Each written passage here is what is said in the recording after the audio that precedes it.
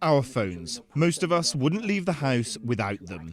Members of the European Parliament are debating how COVID-19 tracing apps on our phones will be able to be used across borders in the EU. If member states are to share their knowledge of the patterns of the spread of the pandemics according to these tracing apps, those data should be anonymized, because by no means data related to the health, the individual health of European citizens are to be shared without their consent. That's completely forbidden. MEPs back the European Commission's outline that these apps must be voluntary.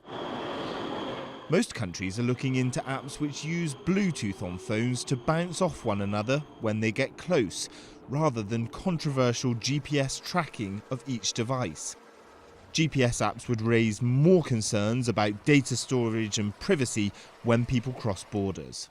It shouldn't really be a border issue in practice. It should be an issue of whether apps are interoperable rather than whether or not you're near a border. Because as I say, it's not based on the geolocation, it's based on Bluetooth proximity. So if I had a German friend who flew into Belgium with their German app, it's not really about whether they're near a border, it's about whether or not their app is compatible with the apps that most people around them are using.